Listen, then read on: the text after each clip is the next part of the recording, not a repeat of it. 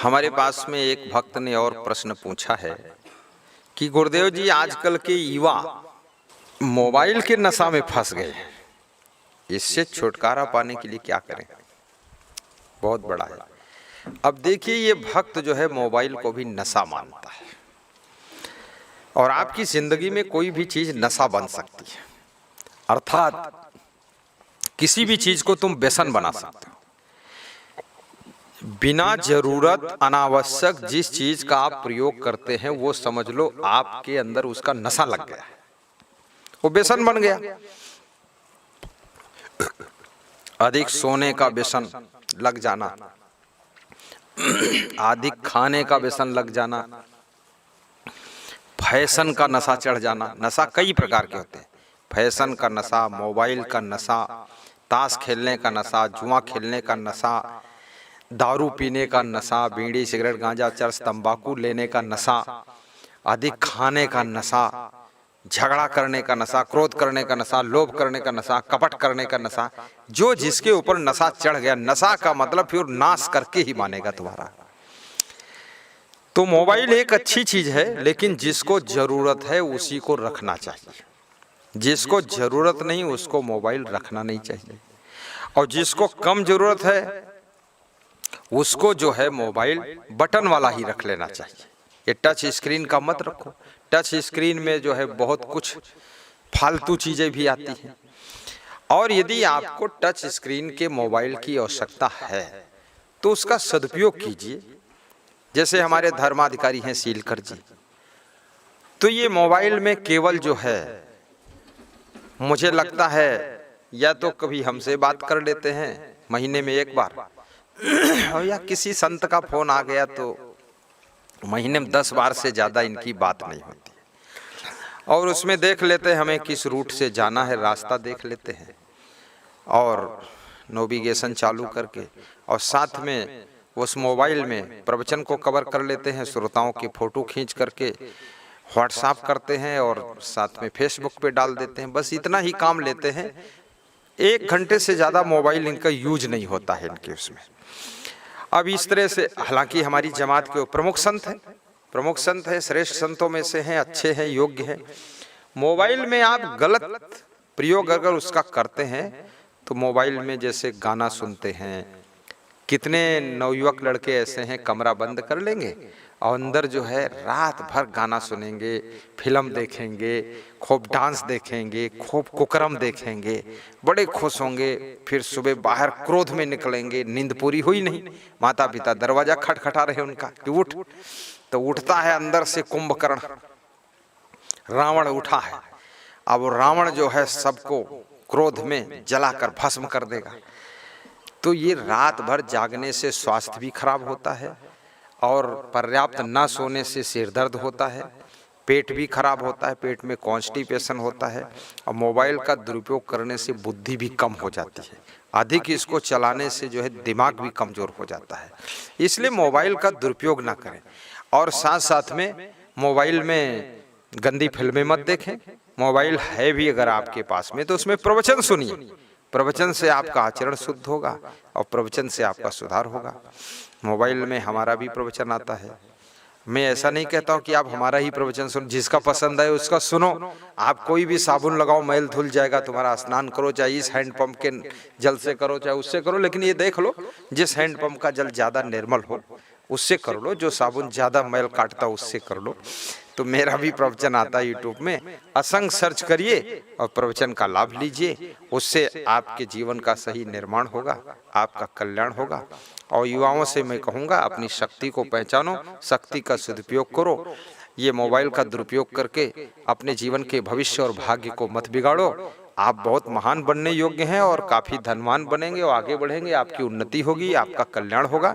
इसलिए मेरे निवेदन को स्वीकार करना, युवा लोग इसको बुरा मत मानना। कितनी लड़कियों को मैंने देखा 2-2 मोबाइल हाथ में पकड़े खड़ी है, तो मैंने पूछा उससे क्या फैक्ट्री डील करती है? बोले मैं खुद ही फैक्ट्री बन गई हूँ। अब ये सब बेवकूफी का काम है। काहे के लिए 2-2 मोबाइल रखती हो? पढ़ती अभी 10वीं क्लास में हो, 2-2 मोबाइल है। उसके माँ बाप भी ऐसे हैं जो अपने बच्चों को डिसिप्लिन नहीं कर सकते, अनुशासित नहीं कर सकते, कंट्रोल नहीं कर सकते, तो इनको पैदा क्यों कर रहे हो? ये सब बंदर दमादम मस्त कलंदर क्यों पैदा कर रहे हो? कंट्रोल रखो अपने बच्चों के ऊपर। गुरुओं को अपने शिष्यों के ऊपर कंट्रोल रखना चाहिए। कितने गुरुओं के शिष्य ऐसे हैं, मंच पर प्रवचन हो रहा है, उनका कोई शिष्य मोबाइल चला रहा है। हमारे साथ में जो शिष्य अगर मोबाइल चला दे तो उसको उसी दिन हम भगा देंगे यहाँ से। कैसे मोबाइल चलाया तुमने? प्रवचन नहीं सुन रहे हो? तुम्हारे पास ही मोबाइल है। ये 20,000 भक्त है, इनके पास क्या नहीं मोबाइल है? तुम चला सकते तो क्यों नहीं चला सकते हो? सब मोबाइल चलाएंगे तो सत्संग में सबकी घंटी बजेगी, तो फिर डिस्टर्ब नहीं होगा, सत्संग कहाँ हो पाएगा? कौन सी फैक्ट्री तुमको डील करना है? तो उसको डांटना भी चाहिए और कंट्रोल करना चाहिए। खरीद के देना भी नहीं चाहिए और लेना भी नहीं चाहिए। बुद्धिमान आदमी को लेना भी नहीं चाहिए मोबाइल। कोई मोबाइल से थोड़े ही पूरा डेवलपमेंट होता है। मोबाइल तो उनके लिए जो है मैनेजमेंट जो लोग करते हैं, डायरेक्शन देते हैं, या बहुत से लोगों को काम बताना होता है, उन लोगों को मोबाइल रखना चाहिए। और काम कुछ नहीं है, जैसे घर में है एक छोटा मोबाइल रहे, अपने पति का समाचार ले लो बस, ठीक है। या घर में मोबाइल है भी आपके पास में, टच स्क्रीन का मोबाइल है, तो उसमें प्रवचन सुनो, बढ़िया साउंड सिस्टम लगा लो और प्रवचन चालू करो, प्रवचन सुनो। तुम्हारे पति जी ऑफिस गए हैं, खेत में गए हैं, तुम यहाँ सुनो, वो ऑफिस में टाइम पाएंगे वहां सुनेंगे। और जब सत्संग पूरा परिवार सुनेगा, तुम्हारे घर में स्वर्ग बनेगा। और साथ साथ में मोबाइल में विकास के कार्य करो, विनाश के कार्य मत करो। चरित्र के निर्माण वाली चीजें उसमें सुनो, चरित्रहीन हो जाओ ऐसी चीजें मत सुनो। और मोबाइल में ही हर समय मत डूबे रहो। और भी काम आपको करना है, खेती बाड़ी भी करना है, भोजन भी बनाना है, साथ में बिस्तर सेटिंग करनी है, साफ सफाई भी करना है, गाड़ी भी चलाना है। और गाड़ी चलाते समय मोबाइल मत चलाइए, नहीं एक्सीडेंट हो जाएगा। हर जगह लिखा रहता है कि मोबाइल से बात ना करें, चालक कृपया गाड़ी चलाते समय मोबाइल बंद रखें। अनुपालन नहीं करते हो, खुद लड़ते हो, दूसरे को मारते हो, खुद मरते हो, और साथ में जो बैठे हो वो भी चोट खाते। ये कोई बुद्धिमानी का काम थोड़े। थोड़ा चैन रखो, तसल्ली रखो, एकाग्र होकर गाड़ी चलाओ। गाड़ी चलाना भी भजन है, एक पूजा का काम है। और भोजन बनाना भी एक पूजा काम, प्रेम से बनाइए।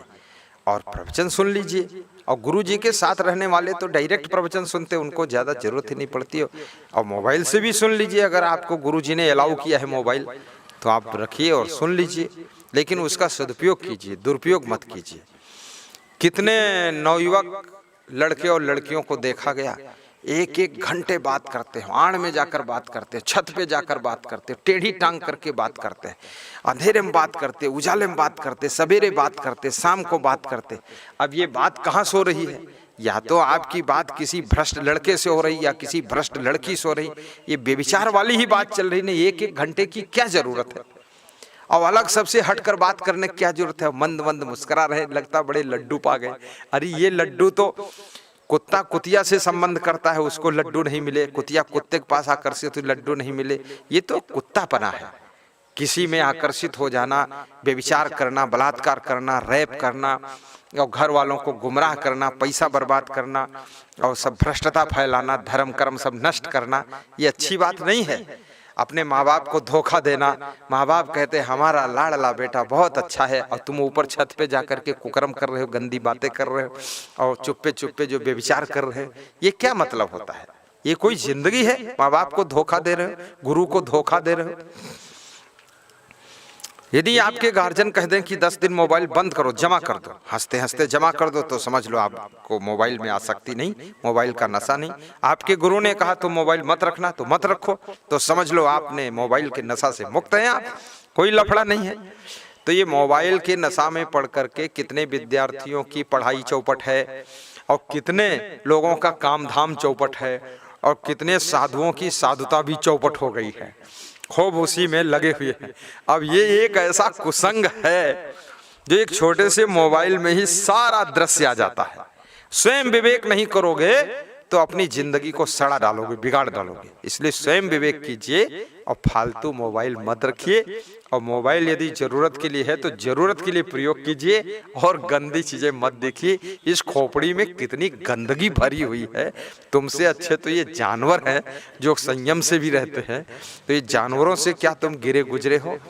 और ये मोबाइल यूज करने वालों के लिए मैंने बताया है। और मोबाइल से आप विकास के कार्य कीजिए, बहुत बहुत धन्यवाद। सभी युवाओं को धन्यवाद। आपका जीवन, आपका समय, आपका श्रम व्यर्थ ना हो।